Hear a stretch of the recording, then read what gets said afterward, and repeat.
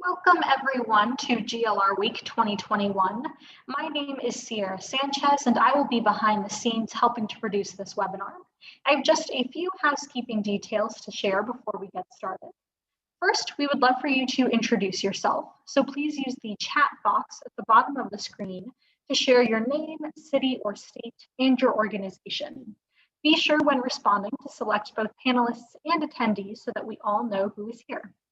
All attendees are in listen-only mode, but we encourage your engagement by posting questions in the Q&A box and sharing your bright spots and silver lining insights and post-pandemic keepers in the chat box. We will dedicate the last 20 to 30 minutes to respond to the questions you post during the discussion. This webinar will be recorded and is also being live streamed on Facebook Live, and a link to the recording and all related resources will be emailed to all who registered. The theme of GLR Week 2021 is Bright Spots and Silver Linings. It includes a week-long series of virtual events featuring how dozens of states and communities confronted by COVID-19 stepped up to meet the moment. They stayed the course toward early school success, pivoted to slow and stop learning loss, and now are working with key decision makers to accelerate equitable learning recovery. We encourage you to share examples in the chat box today of the ways in which you pivoted in response to the pandemic to help children stay on track. Thank you again for being a part of this week with us by participating in this plenary conference session. Today's webinar is one of 5 plenary events taking place as part of GLR Week 2021. Although this session wraps up our final open plenary event, we invite you to take a look at the dozens of state and community events happening virtually across the country, which can be found on our conference site, glrweek2021.gradelevelreading.net. As you attend these sessions, we also hope you will join the conversation, sharing your bright spots and silver linings insights, lessons learned, and proposed post-pandemic keepers, the ideas, innovations, and insights from the pandemic that are worthy of continuation or replication so they can be shared with our other communities and groups. Examples of keepers we've heard so far include expansion of broadband access to more families, new protocols and practices that strengthen communications, and partnerships between teachers and parents. Please put your post-pandemic keepers in the chat box today. We are tracking your responses so we can share these keepers across the GLR network. We also invite you to share your keepers and reflections on today's conversation on social media, tagging us with @ReadingByThird on Twitter and @CampaignForGLR on Facebook with #GLRKeepers. Visit our conference website to register for additional sessions, check out our speaker and event lineup, and access resources, recordings, and other materials related to GLR Week 2021. All resources that you see shared as links in the chat will be compiled on the GLR Week 2021 site and CGLR's Community Learning for Impact and Improvement platform, also known as CLIP. Please take a few seconds to create a free account on CLIP if you haven't yet done so. Joining you now is Sarah Torian. Welcome again and enjoy the webinar.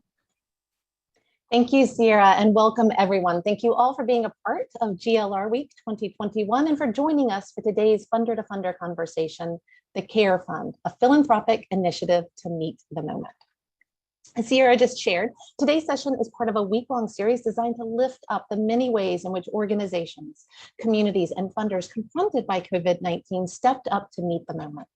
The creativity and tenacity of their responses to the daunting and all-encompassing challenges posed by the pandemic represent what we at the campaign are calling the bright spots and silver linings of the past challenging 16 months.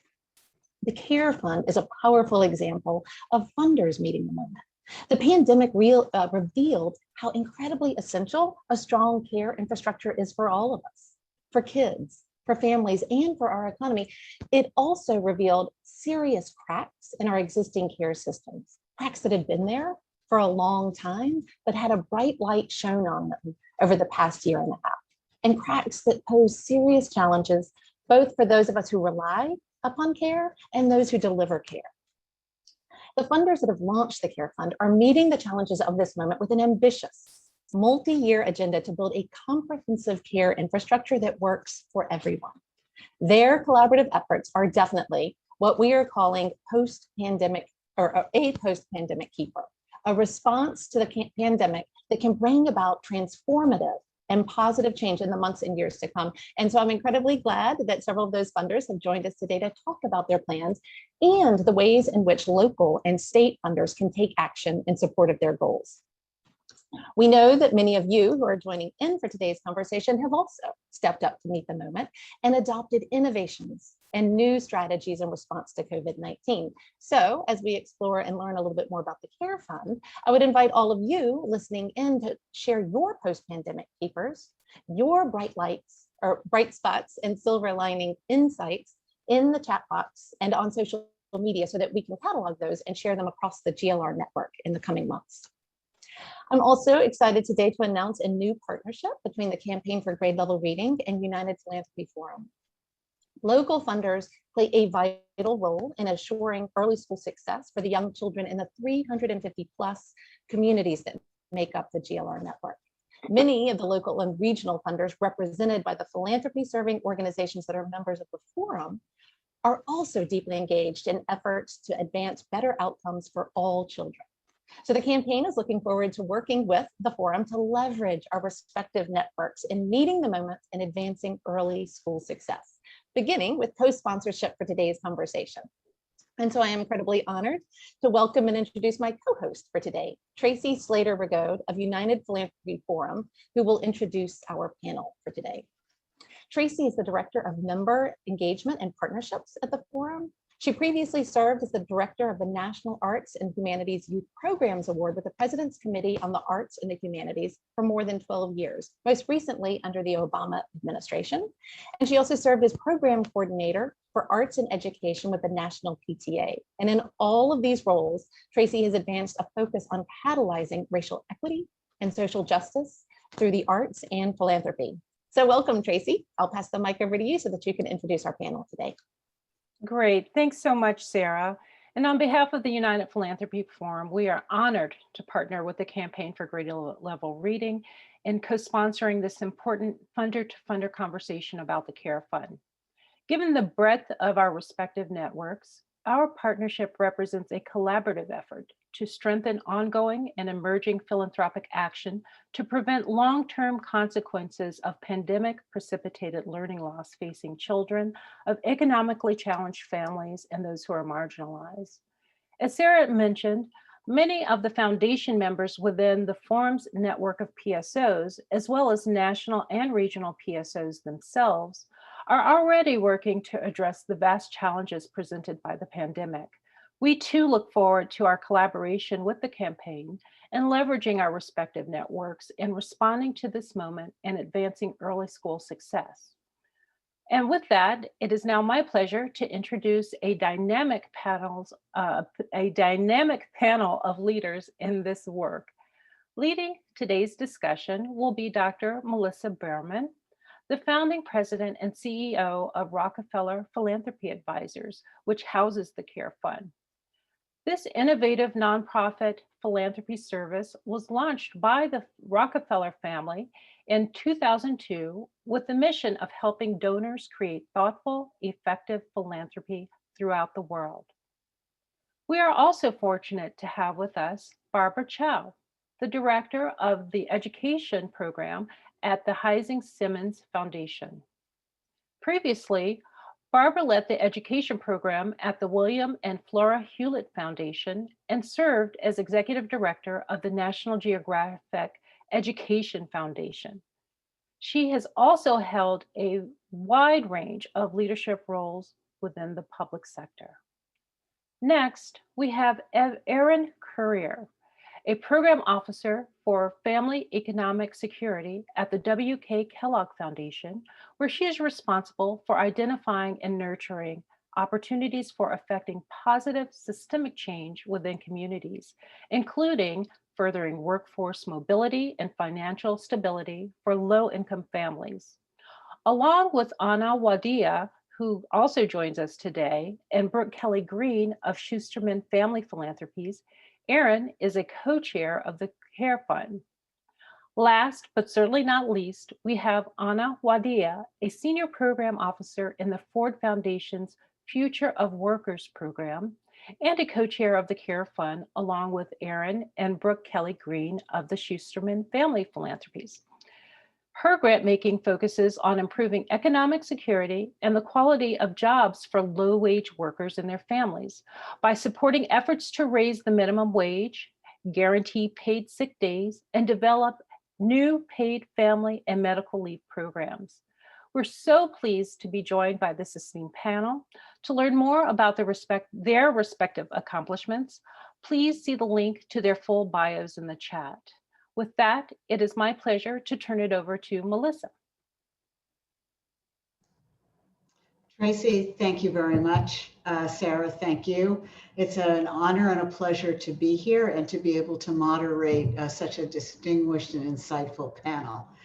So as Sarah said, the events of the last 18 months have really shown us that we're not living through a singular crisis, but we're really living through a situation in which it's an ongoing systemic set of issues that we need to confront. And the care economy really encompasses all of those challenges in terms of health, social justice, and the need for fundamental systems change. If you think about who's typically part of this economy, we're talking about issues of race, we're talking about issues of gender, of immigration status, of access, of inclusion, and of equity. And those issues hamper everything that we want to see change in the world around us. So the CARE initiative that these funders have developed is really aimed at being a lever for the change that we want to see in the world more broadly. And I want to start by asking Anna, who's one of the co-chairs of the fund, to give us a more extensive introduction to the CARE Fund, who's involved in what you're seeking to achieve collectively. Thank you, Anna. Thank you so much, Melissa. And on behalf of the Ford Foundation and the CARE Fund, I also wanted to share my deep appreciation for the United Philanthropy Forum and the Campaign for Grade Level Reading for sponsoring this event today. You know, inspired by our grantees and to seize this historic moment, several funders came together to launch what we're calling the Care for All with Respect and Equity Fund, or the CARE Fund. And the CARE Fund aims to vastly expand and align philanthropic resources to really fuel the movement for universal, publicly supported care infrastructure. And we're thrilled that this growing table already includes 8 funders. Some are very grounded in early childhood education, like Heising Simons Foundation that Barbara Chow is representing today, the Kellogg Foundation that Aaron Currier is representing, the Perigee Fund in Seattle, while others come to this issue perhaps from an economic justice or workers' rights perspective or a gender justice perspective. And I would say that across the board, all of the funders bring a very strong racial equity lens, and many of us also focus on disability equity and justice. And we're increasingly in conversations with funders who are coming at this issue through a focus on older adults and people with disabilities. So as I said, the funders around the table are quite diverse, but what we share is a set of values, and those values are reflected in the fund's name. Could you go to the next slide, please? So the first is care for all. And by that, we really mean several things. First of all, we mean that we seek to value and amplify the voices and leadership of all who give and receive care. And guess what? That's everyone. That means family caregivers, that means parents, that means elderly and disabled consumers of care. That also means the professionals who work in early care and education and long-term services and supports. And I know many of you on this call represent those professionals. And also another reason we say care for all is because we very strongly believe that a universal, high quality care infrastructure will help create a thriving, sustainable economy and society for all of us. Next slide, please. Secondly, respect. We believe that those who work in early care and education and long-term services and support, who, as Melissa said, many of whom are immigrants and women of color, we believe that they deserve living wages and benefits. And we also believe that improving the quality of jobs in these sectors directly improves the quality of care that children, older adults, and people with disabilities receive so that they can thrive and live with dignity. And then we also feel that care systems and services must recognize our interdependence as families, as society, as a culture, and be rooted in respect and self-determination for all. Next slide, please. Last, but definitely not least, is equity. You know, care is very devalued and stigmatized in our society, even though it is almost what defines us as humans. And that devaluation has deep cultural norms and historic legacies.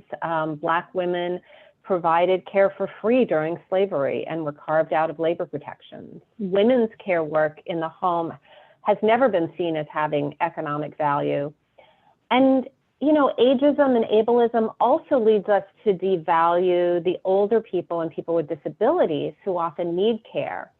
And we feel like the lack of paid leave and the terribly low salaries of early care and education professionals and direct care workers are a result of this devaluation of care and this legacy of racism and sexism that underlies it.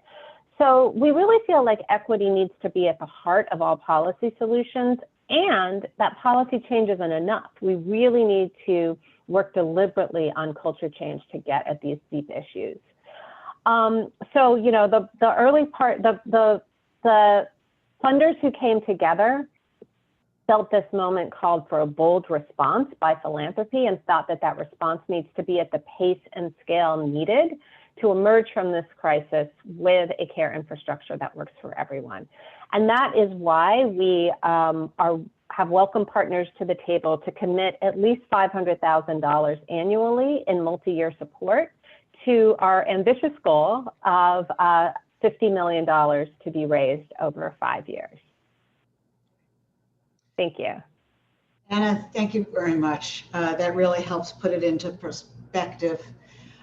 It's wonderful to be part of a funder collaborative, and I know that every funder walks into a room with a somewhat different perspective and a set of learned experiences, if not values. But I do want to therefore ask 3 of the 8 philanthropic organizations that founded CARE to hear from each of you about why you made the decision to join the CARE Fund. And I want to start with you first, Barbara, and get your perspective on this. Thank you. Yes, Yeah, and good. unmute. Yeah, you know, yes. Thank you, and thank you, Sarah, for this opportunity. I'm going to start a little personally. About 8 years ago, I was home visiting my then 87-year-old mother, who was pretty frail. And I remember walking into her bathroom one day, and taped on the mirror was this handwritten note, and it said, "You are strong, you are beautiful, and you are brave."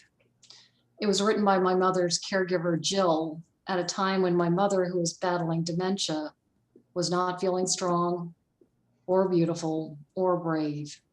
Jill just wanted that reminder on her mirror every time she walked into the bathroom, and I'll never forget that. When my kids were young, they were cared for by a series of different women, including me, of course. But for the longest time, there was a young woman in our life named Des. Des, I think, loved Harry Potter almost as much as Kate.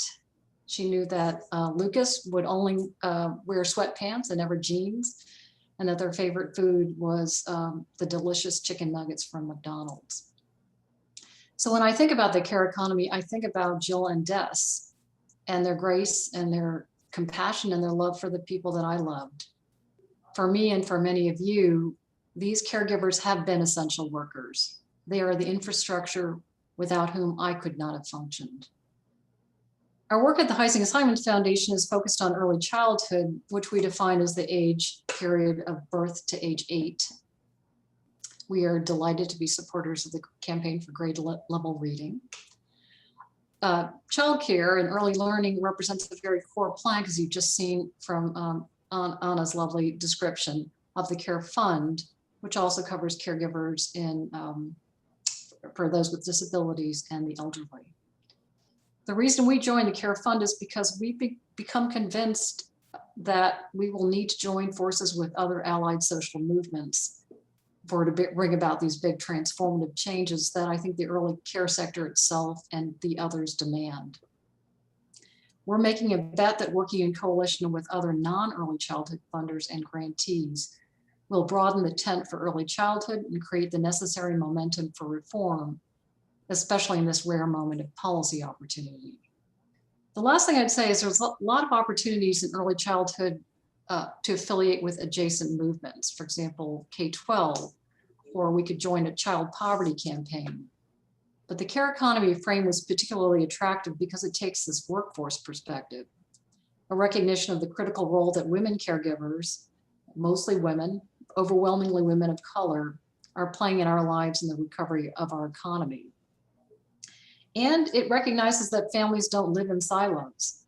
They may have responsibilities to elderly parents, young children, and family members with special needs, quite possibly all at the same time.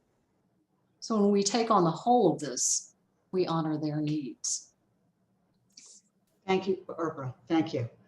Anna, could I ask you to say something about what led Ford to participate in this funder collaborative? Sure, thank you. Well, I'm with the Future of Workers program at the Ford Foundation. Our aim is to ensure that all workers, regardless of their status, have equal rights to labor protections, that social protections are guaranteed to all, and that workers shape the policies and economic systems that affect their lives. And through all of these goals, we bring a deep commitment to undoing the exclusions and promoting justice across race, gender, ability, and other forms of oppression. And the care economy is a linchpin connecting all of these goals. And because of that, it has actually been a central focus of the Ford Foundation's work for many years. I mean, for many, many years, we've been leaders, for example, in the supporting campaigns for paid family and medical leave. We have also supported organizing and improving the jobs of home care workers and other care workers. So our grantees have been talking about care infrastructure for many, many years. And what the pandemic did is, I think, Barbara, you mentioned Harry Potter, so I will use a Harry Potter analogy here. The pandemic really ripped the invisibility cloak off of what everyday families and our grantees have known forever, that care is essential for families to thrive and is also crucial for the very functioning of our economy. And that all workers need all these forms of care. They need paid leave, they need childcare, they need early education, they need long-term services and support in order to both work and to care for their own families. And of course, the other thing that happened during the pandemic is that these care workers who have largely been invisible were finally seen as essential. But that hasn't changed the fact that they're among the worst compensated workers in our economy. So for us at the Ford Foundation, really, care is the future of work. And so it fits just squarely within our programmatic goals. Great, thank you. Thank you, Anna. And Erin, welcome, and please give us some insight into the decision-making in your organization. Sure. Thank you, Melissa, and thank you to the United Philanthropy Forum and the Campaign for Grade Level Reading for inviting us to speak today. The Kellogg Foundation is dedicated to the health and well-being of children, but we know that children live in families and families live in communities. And so our programmatic focus really rests in reaching children in those spaces. We focus on health equity, which for us includes maternal and child health, as well as food systems, early childhood education, and family economic security. And while those are all separate areas with their own systems and subsystems and policies, over the last several years as a staff, we have been thinking a lot about the intersections across those bits of work.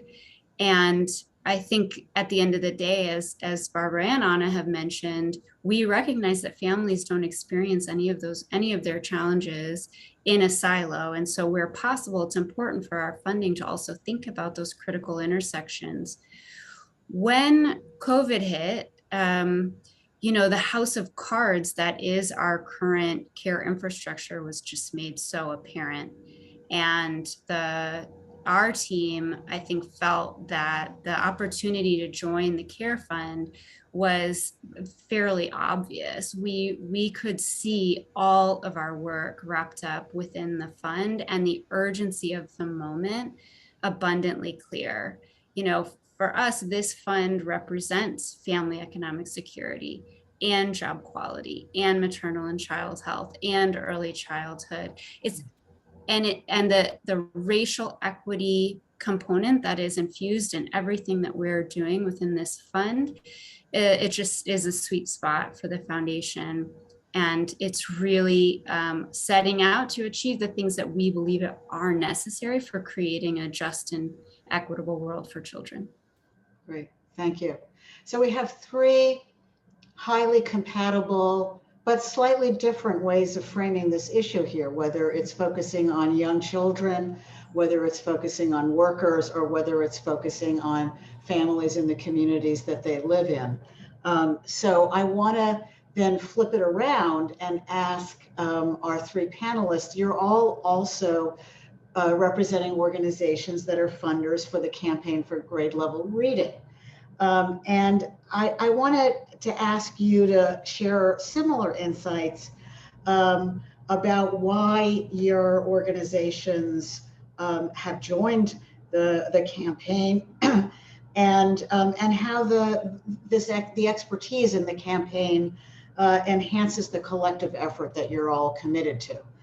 And Erin, I'm going to put you right back on the spot again and ask you to speak first on this one. Absolutely. And I believe there's a slide that will accompany some of the things that I'm going to say, but particularly in terms of the group that has amassed right now, you'll be able to see from these quotes why these current funders are so excited and engaged in this work. At the end of the day, obviously, all of us are deeply committed to equity, to a care economy that values care work and care workers. And we see value in pooling our resources in order to really meet the moment right now and capitalize on the momentum that for so many years has been built by advocates and communities and individuals who are focused on different parts of this care infrastructure.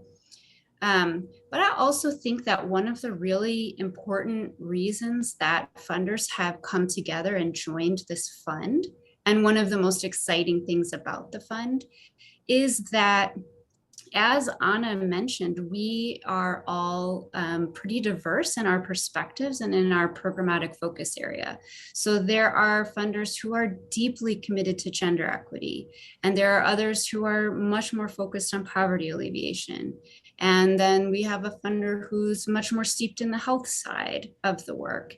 And I think that what we recognize together is that this is not a single issue challenge, And so it is not going to be fixed with a single issue solution. And we need to pool not only our resources, but our background and our expertise and our perspectives in order to learn from each other and try to make the whole greater than the sum of the parts. We have really committed as a fund to make this a learning opportunity as well. And I think that right now in this moment, that is very appealing for a lot of funders. Thank you. And could I ask Barbara to comment also on this question?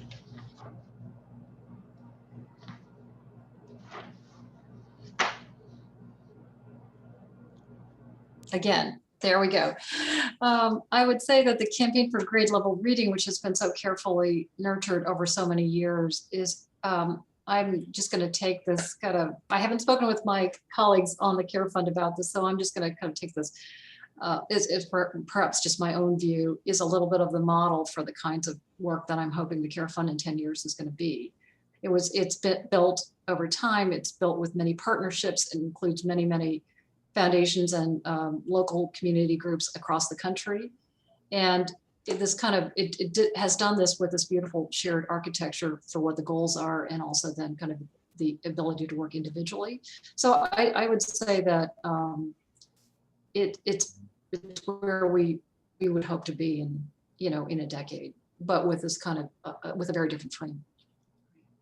Thank you, and I couldn't agree more about what the campaign for grade level reading has accomplished and the model that it's offered for many people.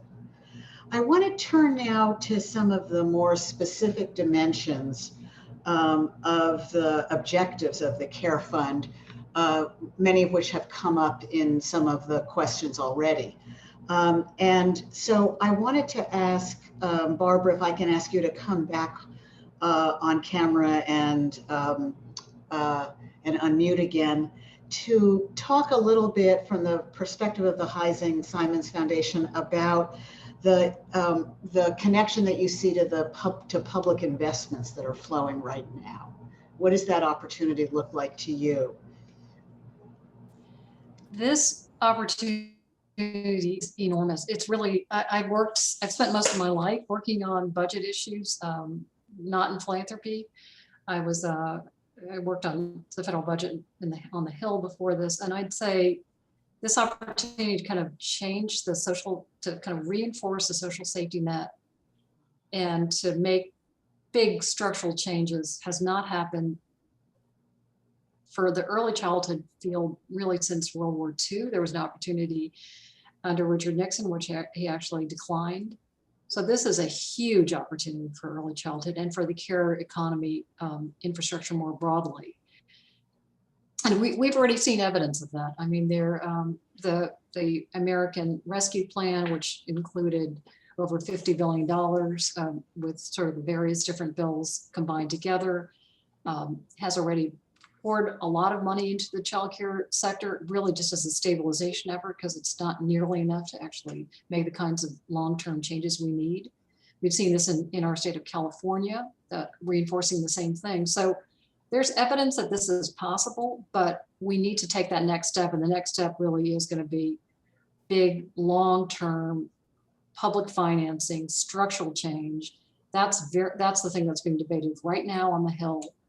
And I think I think of these kind of moments as like hinge moments in history, which were the problems took years and years and years to make, but there are moments when they can actually shift quite quickly. And we are living in one of those right now between now and the next sort of 6 months.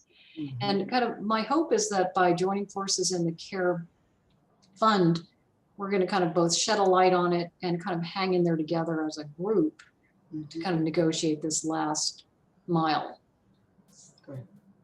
Thank you, Barbara. Erin, could I ask you to sort of follow on to the idea that Barbara just threw out about coming together to get through the last mile? How do you see the role of the collaborative in terms of creating partnerships and kind of walking the talk in this particular moment?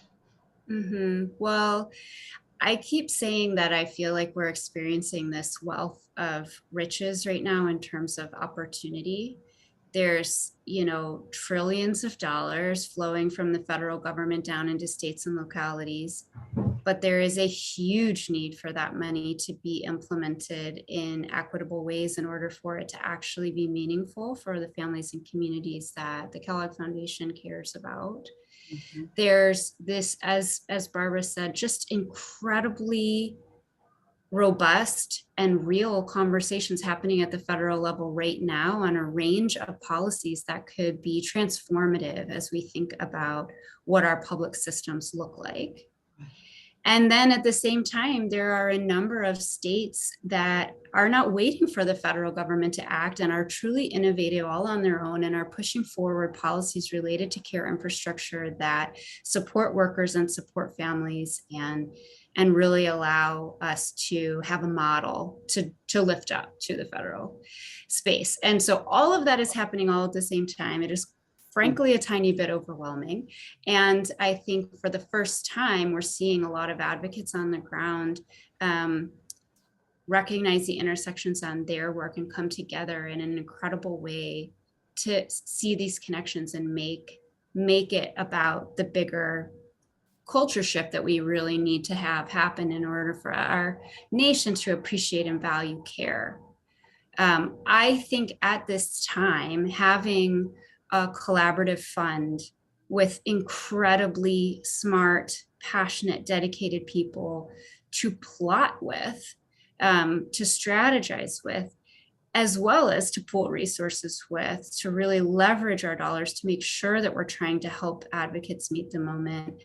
It is just incredibly invaluable because there's just no shortage of opportunity for advocates to make a significant difference, and they need the resources and the support to do it.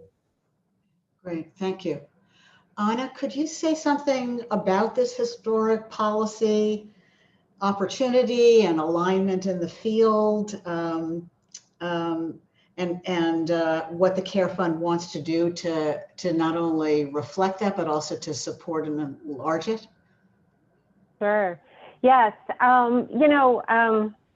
I think many of us have been in and around this work for a long time. And I have to say that at a scale I've not seen before, consumers of care and workers across care sectors are realizing that they have shared interests, right? And they're in motion together to demand change.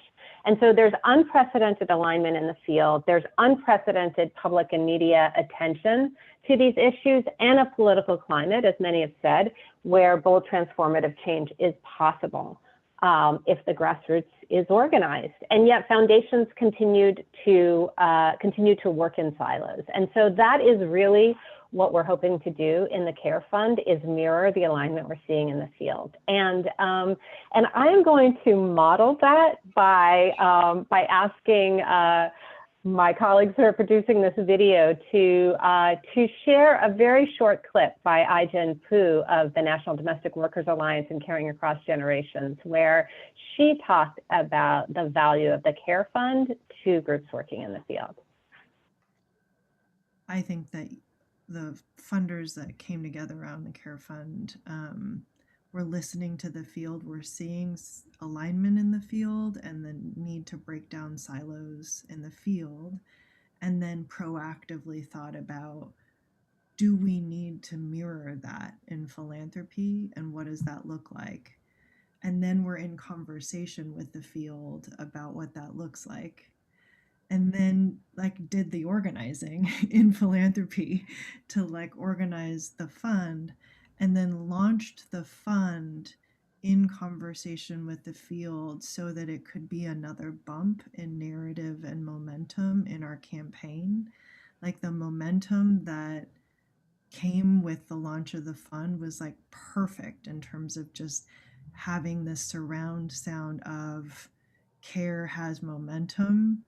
Care is essential. Care has to be at the, care is something that everyone's paying attention to, just adding oxygen in this moment. And I know it was a hustle.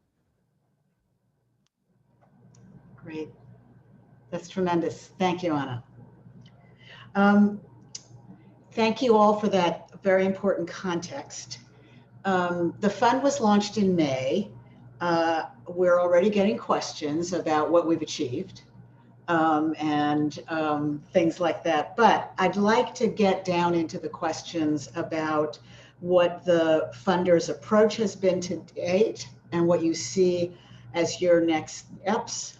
And Anna, I'm going to turn back to you to get us started on this more tactical part of the conversation.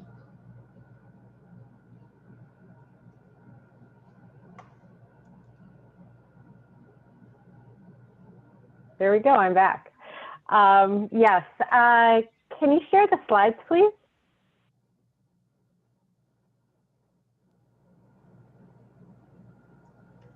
So, you know, as everybody is saying, this was a historic moment. We started coming together as a collaborative fund in January and realized that we couldn't wait to get money out into the field. It was needed now.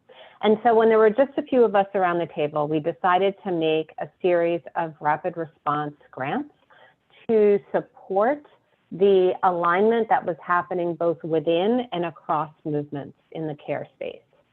So we funded a series of coordinating tables, the Care Can't Wait table, Paid Leave for All, and the Child Care for Every Family's table.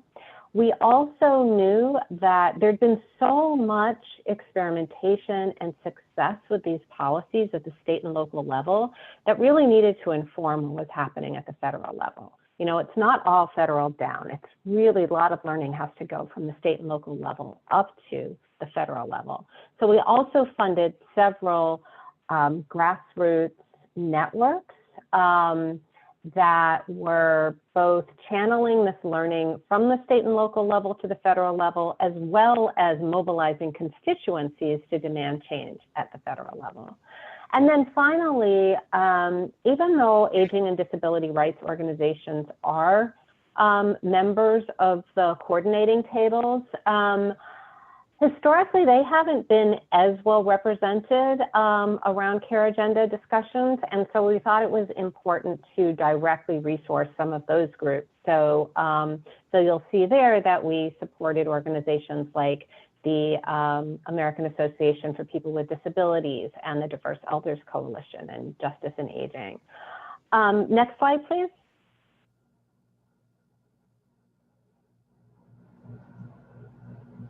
So I like this slide because it shows what I said before, that there is strength both, it's important to resource individual movements, but then it is important also to resource those intersections and the glue between movements. And so that's what we've tried to do. So many of our grantees are working across 2 issue areas or 3 issue areas. Some of them are working across all the issue areas, both from the perspective of care consumers and care workers. So moving forward, we actually just yesterday had our first strategic planning meeting, because we knew, like I said, we knew in the beginning we just had to get out money fast for this federal facing work. But we also want to take the time to step back and strategize and figure out what are the best,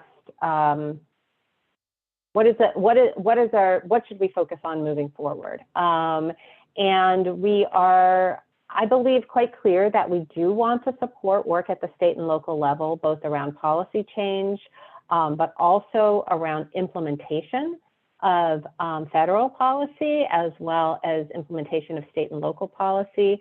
And then we believe very strongly, as I said earlier, that we're really not going to change the situation we're in if policy change isn't integrated with really deep narrative and culture change. And all of it, we're taking a movement building approach and an organizing approach to all of it.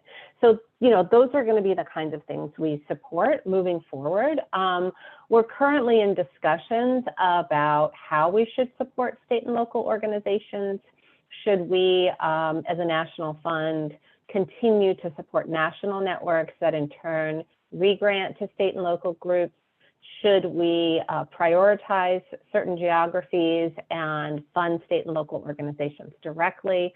And we really want to figure out also how we best work with and align with funders that are focused on particular geographies. So, and we know that we have so much to learn from the funders who have been funding this work on the ground for years. So, so I'd love to invite folks in the chat to share with us about what progress, opportunities, and challenges you all are seeing in advocating for the CARE agenda in your states and localities. And I would also just say, since there have been a lot of questions about this in the chat, we are, like I said, we're engaged in some planning over the next couple of months. And so we are not accepting proposals for grants from the fund at this time. We will obviously come up with a plan for that. We'll have some sort of RFP, which may be closed or may be open. Those are all kinds of things that we're deciding right now. So, but at this moment, we are not accepting proposals. Thank you. That's really comprehensive, and it's great to see some of the specific examples of what the fund is already beginning to support in order to get money flowing. Several of you have mentioned the importance of state and local funders as part of this conversation, although the three of you are, of course, looking at things with a national lens. What insights would you want to share with state and local funders who are on the call today, as well as some of the state and local organizations here? And Erin, could I ask you to kick us off on that part of the conversation, please? Sure, I'd love to. So I have to use an example of paid leave because it's an issue that's near and dear to my heart, and would just say that in the absence of a federal policy allowing families to take time out of work to care for themselves or loved ones and not lose pay and not lose their job, 9 states and the District of Columbia have passed their own paid family and medical leave laws to date. And years ago, there were as many as 22 states introducing legislation in any given year. Colorado became the first state in the nation to actually pass paid leave via a ballot initiative in November. So I mentioned this earlier, but I just say again that states are innovators. They are moving and driving policy, and they are proving to be models that advocates working at the national level can point to say, look, this works, it is possible. And they allow for incredible lessons to be learned about how campaigns can be successful and which pieces were really necessary and needed. So I guess I would say to state and local funders, there are incredible opportunities to engage in care infrastructure work.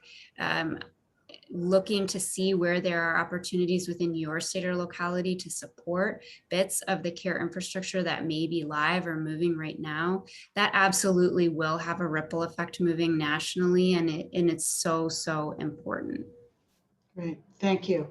Barbara, what would you say from your perspective about state and local opportunities in this field? Yeah, I mean, I would agree with what Erin said. I know the early childhood portion of it, I would say the best. There are huge opportunities right now. The American Rescue Plan is, again, pouring billions and billions of dollars into the care, kind of at least the child care portion of the care economy. And the needs are enormous to sort of make sure that that money is used well, that it gets to the right people, that it's, there are sort of a lot of questions in the chat about wages. That is the mechanism through which wages can be increased, is increasing reimbursement rates actually is the way that you would do that. There are arguments occurring sort of all over the country right now about how one would do that. So I would say there are huge opportunities there.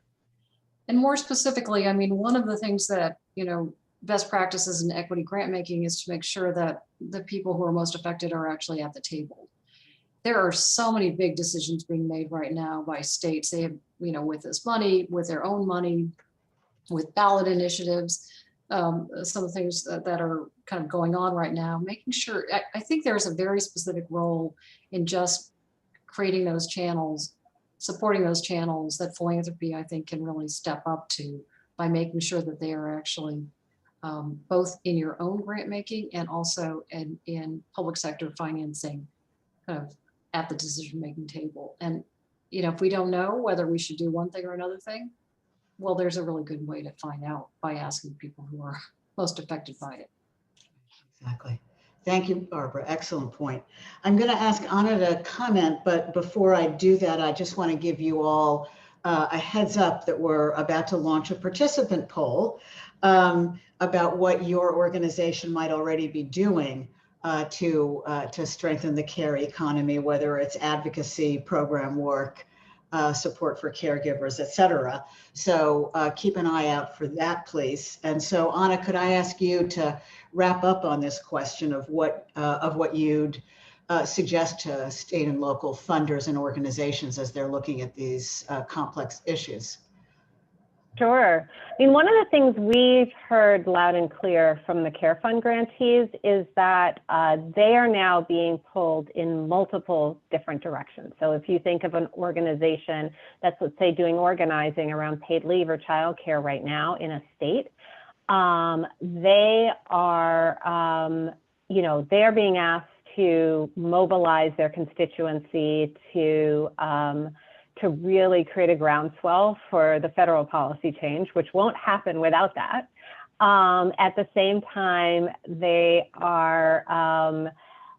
have to work really hard to, in some states, even make sure that federal funds are being drawn down from the recovery packages and that those programs are being well implemented and implemented in a way that promotes equity. And at the same time, they are often organizing for state and local policy change. And so you can't do that if you have one organizer, right? You can't do that. They just need resources for staff and for staff that are specialized in those different types of work. And then the other thing that is also really exciting is, some of the alignment that we're seeing at the national level, that actually is mirroring alignment that's been happening at the state and local level. So some states like Minnesota, groups have been taking a care economy approach for many years now. And so New Mexico is another state that's really been leading on these issues and bringing together childcare and paid leave advocates. So I think that the kind of coalition building and table building we've been talking about at the national level also can be resourced at the state and local level in ways that are really effective, because that's actually where the money comes down, right? And that's where these programs have to be woven together in ways that make them more accessible and meaningful for the families who are ultimately using them. Great, thank you, thank you. So I also want to encourage all of the participants in today's call to share whatever insights or comments you have about this in the chat box, in addition to the participant poll, especially because it was hard to have multiple answers to the same question. With that, I want to thank the panelists, and we're going to move on to a different part of the seminar here, where Sarah is going to ask a couple of questions. Thank you so much, Melissa, for leading us through that conversation with these funders who've joined us today to share their work around the Care Fund. So there's a special reason why we invited you to join us and moderate today's conversation, because in addition to joining us as moderator, you serve as the president and CEO of the Rockefeller Philanthropy Advisors. And in that role, you lead the organization that is the fiscal sponsor of the Care Fund. And you also bring deep long-term expertise around supporting philanthropic collaboratives. So before we transition into the Q&A portion of today's conversation, I'd love to hear a little bit more about the role that you are playing as a part of the CARE Fund. Sure. How is RPA helping these funders align their resources? How are you making funding decisions together? We've been seeing some questions like that in the Q&A box, so many are interested in hearing. Sure. So thank you. It's all of us at RPA are honored to be the organization that is the home for this important work. And it's really one of the most compelling examples of the value of collaboration, which we clearly believe in very strongly at our organization and was part of our founding mission, really. Our organization plays different roles with different collaboratives. In some cases, we are the administrative backbone, and in other cases, we are actually the program staff. So it varies, and it may vary over time. But I think what's important in a funder collaborative is that it's tremendously helpful to the funders and the grantees for there to be a neutral place where all of the activity is housed, to clarify that it's not one person's project or one organization's project.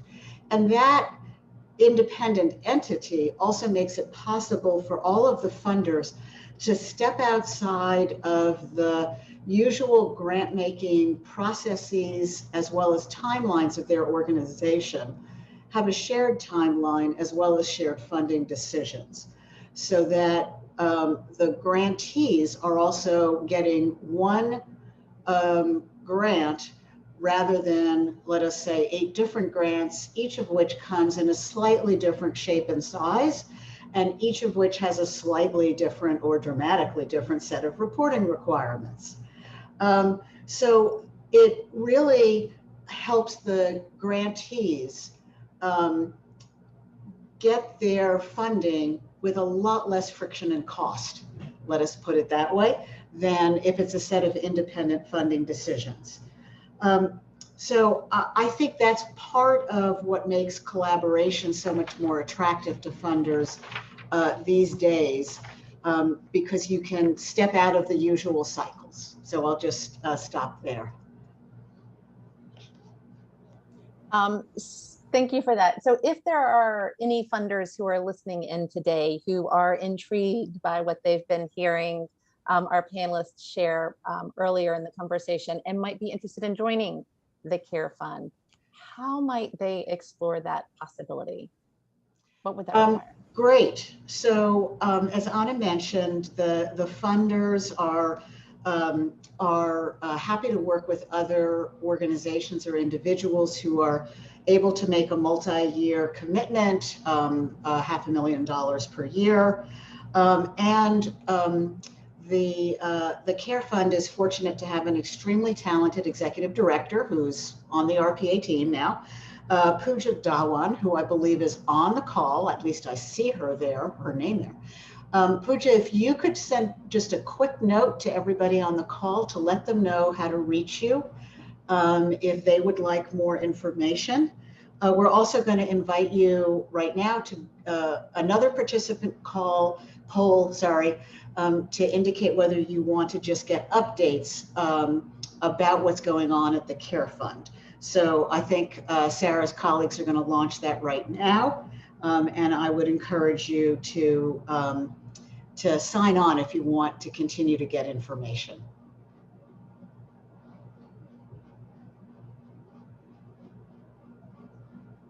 Here we go. Thank you. And I also posted the an email address in the chat box as well. And I see that Pooja has as well. So thank you for that. Yes, Pooja is a consultant to the fund. Sorry, Pooja. I was wondering if something had happened since we had last talked. You know. We'll leave that poll open so that folks can continue to respond to it. Take your time with that. And while folks are doing that, I wanted to ask you one more question, Melissa. So as I was saying, you have deep expertise in managing these types of collaborative funds. in addition to the care fund. So maybe zooming out a little bit before we transition to Q&A, I'd love to hear what you're seeing kind of across the field in terms of different types of funders coming together to advance systems level change, and any resources that RPA might be able to offer to them to support them in that effort. Sure, happy to. And I think there's a slide that we could look at that might help with this.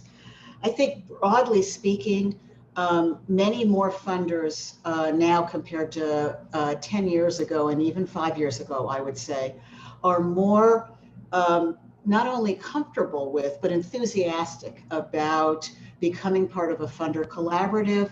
They see the advantage of shared decision-making as far, far outweighing the so-called loss of control of of each institution making its own decisions. They see that many issues, as all of these panelists have said, are highly intersectional. They are complex, and they are interdependent. To be able to come together in a way that steps outside of the traditional funding criteria and focus areas of an individual institution is really an ideal way to attack some of these systemic issues, and to attack them with the combined resources, networks, and knowledge of a whole group of institutions. What we have found is that there are lots of different ways to think about collaboration, starting from the bottom of the diagram on your right, where there's higher independence. You might just simply have a learning community. And in our organization, for example, we have a learning community of more than 30 foundations across US, Europe, and Asia about operating models for foundations that look at issues like how do you collaborate, how do you introduce impact investing, how do you look at getting more stakeholder input and speak to the people who are closest to the issue. Those organizations are sharing knowledge and information only. At the next level, there are organizations and projects where people come together to sort of share strategies. Maybe they co-fund, maybe they continue to pursue things individually, but they are able to learn from and leverage one another's initiatives. So one of the collaboratives that we house around reproductive rights and women's health has some funders who are pooling their resources and other funders who are funding in parallel, but are making their own independent decisions. And that's a great model also. And then there are some initiatives where one lead funder is willing to sort of go out and raise money from all of the others and create a new coalition with one donor sort of in the lead role. And an example of that is the Art for Justice Fund at Rockefeller Philanthropy Advisors, led by Agnes Gunn's $100 million commitment to make significant change in criminal justice reform in the US. And that fund is supported by teams at the Ford Foundation and Rockefeller Philanthropy Advisors from a programmatic perspective.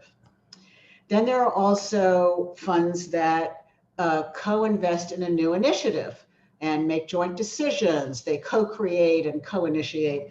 And the Care Fund is the example of that we're talking about here today. And then it's also possible for funders to make the decision to invest in other funders who have more expertise, who are able to get closer to the people more affected by the issue.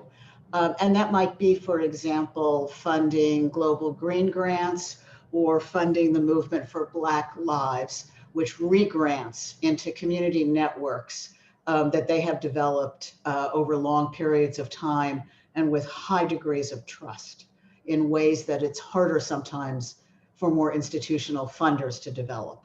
So those are just a whole set of options. It's not an either or kind of world. We've developed over the years a couple of resources about collaborative giving, as well as about the role that collaboration plays in solutions that shift systems. And those links are here on this slide, and we'd be happy to provide additional information. So thank you, Sarah. Thank you. And I actually posted those links in the chat box so that people will have real-time access to them if they're interested in learning more about all of these insights and the different options and ways that funders can think about working together to advance shared goals. So we're now ready to transition to the Q&A portion of our conversation. So I would welcome all of our panelists to turn their videos back on. And we'll start sharing some of the questions that have been posed in the Q&A box and discussing those. One that we've just gotten from another funder in the GLR network, Alexis Bivens at the Tremaine Foundation, she's asking that when working with organizers, they have often been asked the question about their foundation's advocacy agenda, and many do not have one. Does the Care Fund explore this question? Is this something that's come up in terms of, moving beyond the grant dollar to support and becoming a partner in uplifting grantee campaigns? And as a funder coalition, are you considering making any policy recommendations? It seems like, the narrative building in terms of paid family leave and better wages seems to indicate that that would be a yes, but I'd love to hear some more. Anna, were you going to take a first crack at that? Sure. And then maybe Barbara and Aaron would like to add. So, first of all, RPA is a 501c3 organization. So it is a 501c3 fund. The grants that most of the partners have given to RPA for the Care Fund are core support grants using something called the Project Grant Rule. And in turn, our grants to our grantees are either general or core support grants using the Project Grant Rule. So that does mean that by IRS rules, the grantees are able to lobby to the extent that they are allowed to under the IRS rules. In terms of the extent to which the fund itself would engage in advocacy, at this point, there's been some discussion about that, and I think that will vary. So a few of the funds, especially the family foundations, have multiple streams of funding. They have C3s, they have C4s, they have LLCs, and some of the principals of those entities can and do advocate on behalf of policies. That would be independent, though, from the fund, which is housed at a C3 organization. And Melissa, I don't know if you want to add anything to that, or Barbara, Aaron, China. No, we're a public charity, as Anna says. We are able to make some C4 grants for C3-like activity to C3 organizations. We're not, though, able to support political campaigns. But Anna is exactly correct in terms of what we can support for activities of court grantees. Yeah, the only thing I'd add to that is that we are actually a family foundation, and we do have an action fund component to our work. Is that the question about whether or not we should, I mean, it's sort of one thing for our board members to have individual opinions in their personal capacity, which they certainly do, because they're very, very steeped in policy. But I really wonder sometimes whether philanthropy should have can have very broad goals. We have a very broad goal that we believe that there's much more public investment that needs to kind of occur and be invested in the care economy. That's a big goal. But kind of sort of below that, the more specific pieces of it, I really very much feel like those are our grantees' calls. Personally, we may have one opinion or another, but I'm really conscious of the fact that in philanthropy, we don't feel like we're the right people to make those calls. That's my opinion. And so that's kind of how I respond to it, other than the kind of overarching things that I described earlier. Is there anything you would add to that, Aaron? Or no? So a bit of a follow-on question to that, and again, this might be something that you would not ready to, haven't explored at this point, given what you've shared about where you are in your planning. But somebody was asking about whether or not you've considered engaging in or launching a 501c4 arm as a part of the CARE Fund, or just stay with the C3 model and funding to grantees. I can take that one, and I would just say no, we are not considering that given our fiscal sponsor, and also the fact that a number of the foundations who are engaged in the fund, as Anna mentioned, are do not, for their own IRS laws, have the ability to fund in that way. Mm-hmm.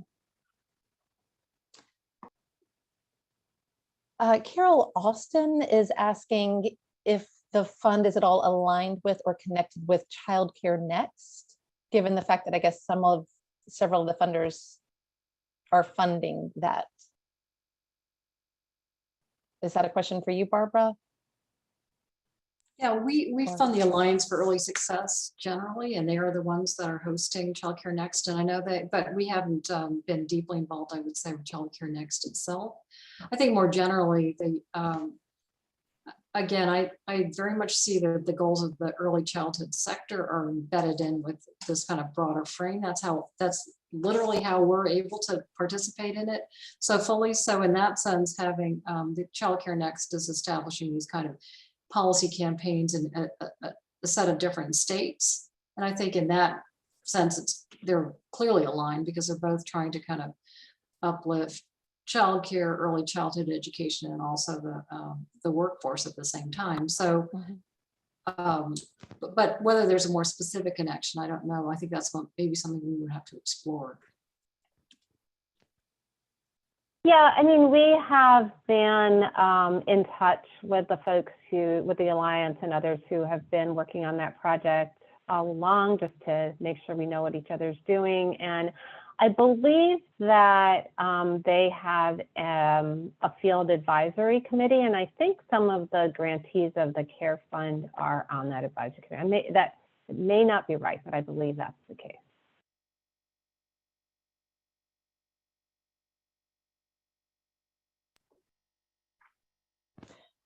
One other question we received that's kind of still along the early child care from both the workforce and the receiving of care side, wondering if you've identified any transformative solutions for meeting the recruitment and retention challenges that exist with the early care and learning sector.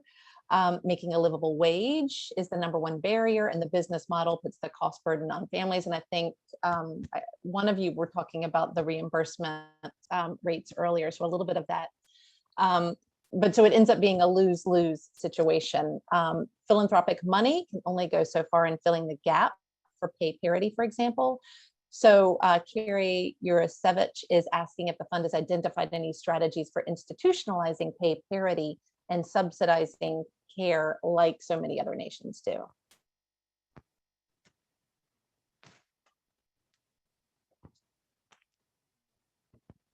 Anyone want to jump in on that?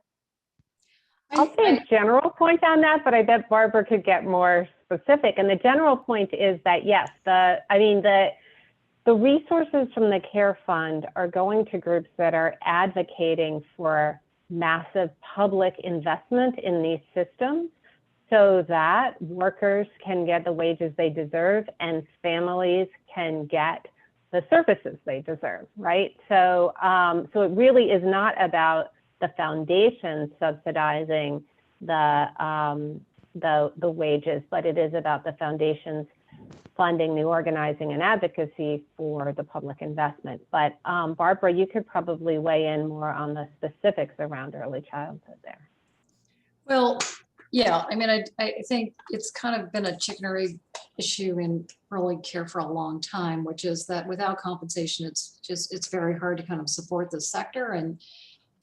But you sort of, there's been kind of an ongoing conversation about greater preparation and qualifications as the prerequisite to increase compensation. We've got to kind of figure out how to break out of that cycle because we don't seem to be able to do that yet.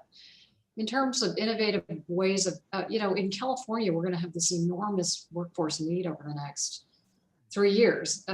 There's a very, very exciting proposal in the California budget, which will vastly expand the pre-K program. It's called Transitional Kindergarten in California. We're going to need, I think, 10,000 teachers over the next few years. And so we're going to have to kind of consider a much bigger range of how we get that workforce in place. And I think a lot of it will have to do with, we have a very big incumbent workforce, and making the transition for that incumbent workforce, there may be kind of higher qualifications or certification requirements, kind of providing scholarship funds for that. The ability to make that kind of transition is going to be really, really key. So I would not in any way say we have the answers for this, but we're very much kind of thinking about that.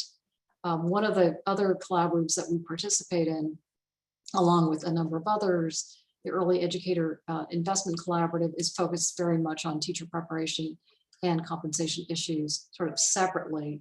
And I think there's a good overlap actually between that group and the care economy funders.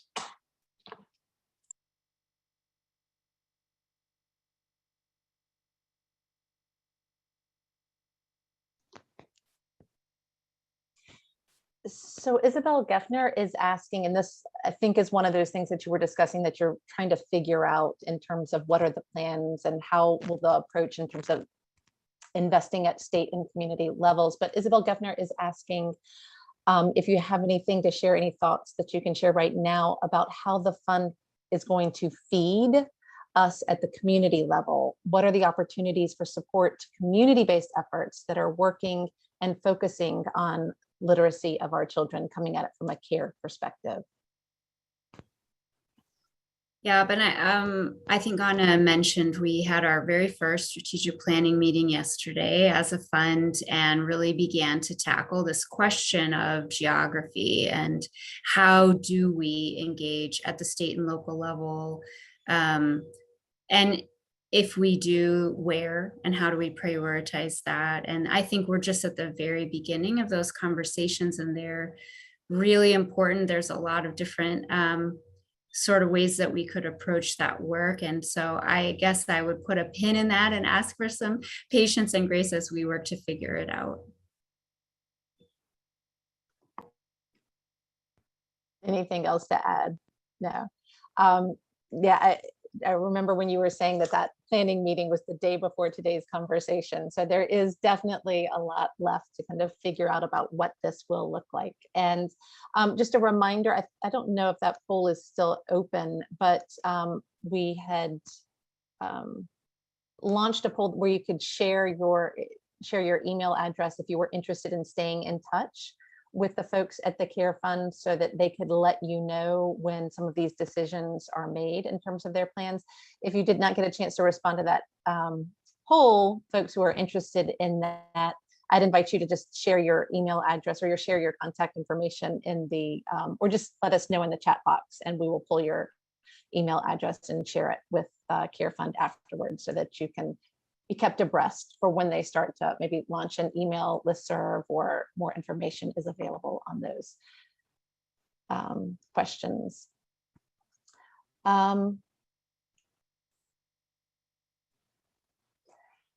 So one question that Lindsay Dolce has asked is whether or not you've identified what strategies you will prioritize in order to kind of bring about the change that we all know is so desperately needed, and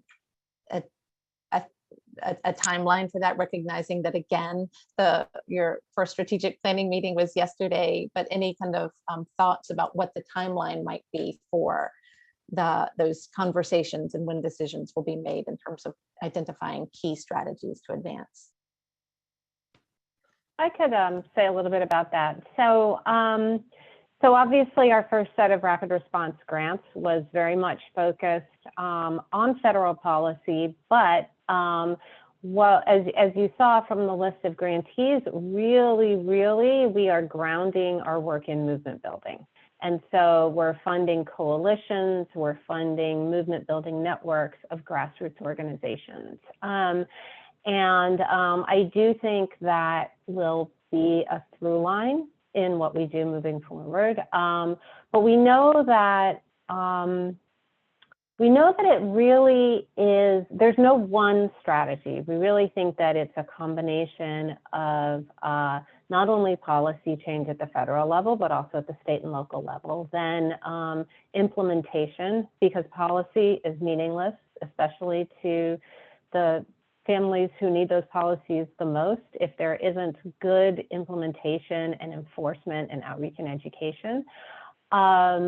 Then as I said, there's deeply seated narratives and stigmas that need to be addressed.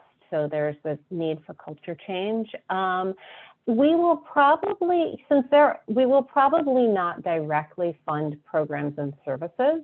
There may be some cases in which a local program, for example, a way that care is financed in a particular state or something like that might be a model for other places. So, we have to discuss if we might fund things like that. But we most likely will not fund local programs and services. But these are all the kinds of things these are the questions that are on the table moving forward as we're meeting over the summer and fall. We're also discussing timeline, but likely will be, making another significant set of grants late 2021, early 2022, probably. But again, this is all being discussed right now. Well, I'm seeing quite a few folks that are posting in the chat box that they do want to be kept abreast as those decisions are made. One other question I wanted to ask is, recognizing that a lot of, the future plans are still being figured out. I do know or understand that there have been some resources that have been developed already that can help with, what you were talking about kind of that narrative change, the culture change that is so critical to making sure that people kind of getting the head and the heart piece to this, so that people support the types of policy changes that will strengthen the care economy. I was wondering if one of you would like to share a little bit about the resources developed by the Economic Opportunity Funders Network, I believe, that came out earlier this summer. Sure, I'd be happy to, because I'm obsessed with them. So the Economic Opportunity Funders and the Asset Funders Network, which are two separate funder affinity groups, came together to produce a, I believe it's pronounced primer, for funders, specifically around why care and the care infrastructure is something that should be front and center right now. And so that publication is called Why Care About Care. Thank you so much, Sarah, for putting it in the chat, the link to the website where it's housed on the Economic Opportunity Funders website. There's also a very compelling, amazing, about 3-minute long video that you can watch there that just really boils down exactly why this is so critical right now, and the number of people who are impacted, the number of families impacted, the economic impact that we are looking at, especially if we do nothing. And both are just incredible resources for the philanthropic community to really think about their particular lens and their opening for coming into this space.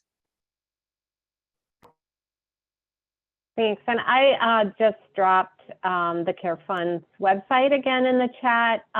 We have that. If you go there right now, you'll go to a landing page that we developed and we launched. We have been building out the website, and a more expansive website will be live next week. And we will have a news and resources section there where we'll continue to put up things like the AFN primer and other reports.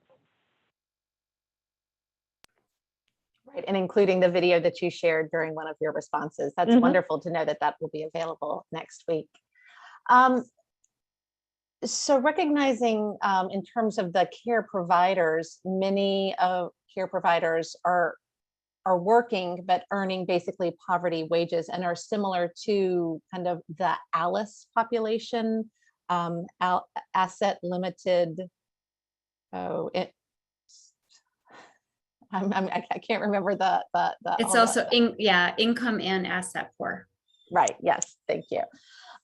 So is there any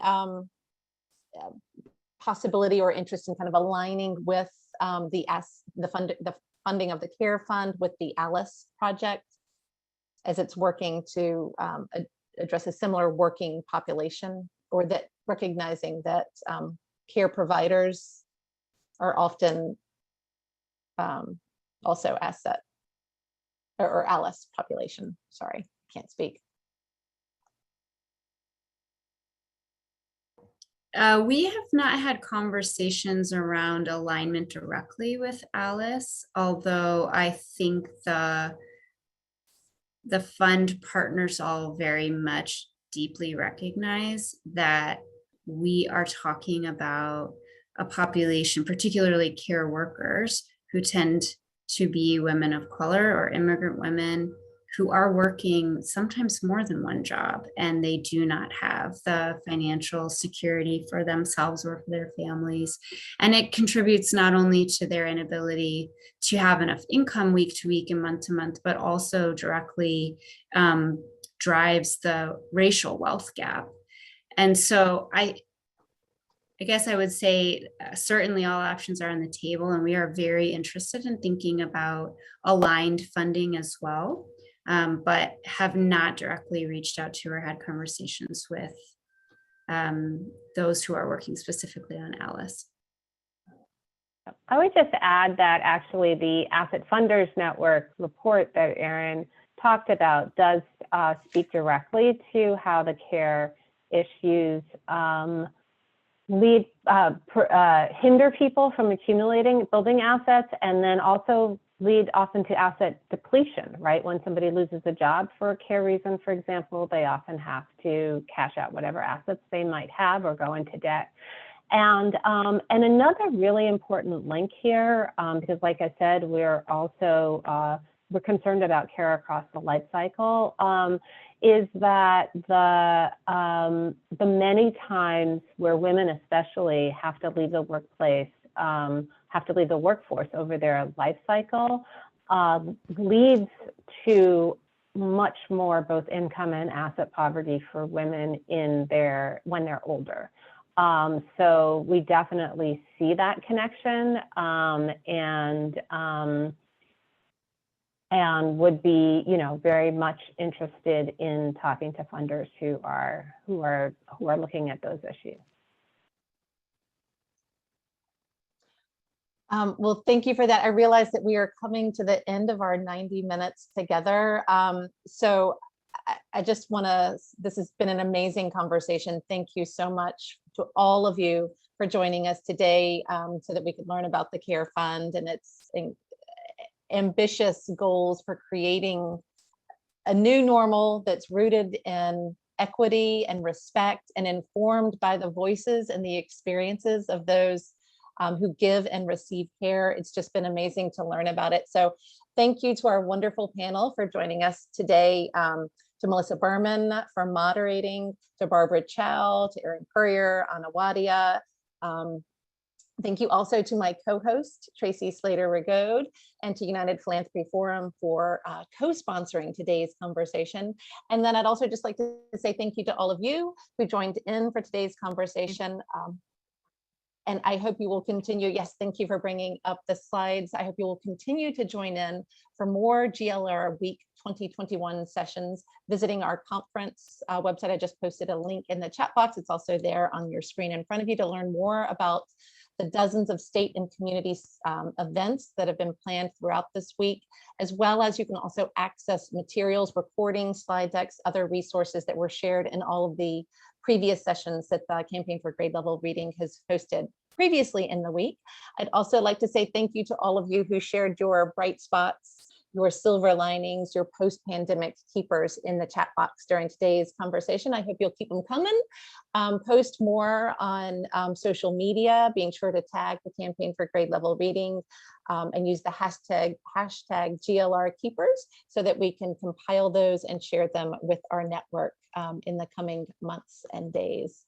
Just another quick heads up before we close that GLR Learning Tuesday is taking some time off during the month of August, but I hope that you will make plans to join back in for more conversations as we kick off on September 7th with more sessions exploring the new research, best practices, engaging solutions to advancing equitable learning recovery and supporting early school success. So thank you again to our amazing panel. I think take care. Hope everyone stays safe, and we'll see you all again in September, hopefully. Thank you, everyone. Bye. Bye.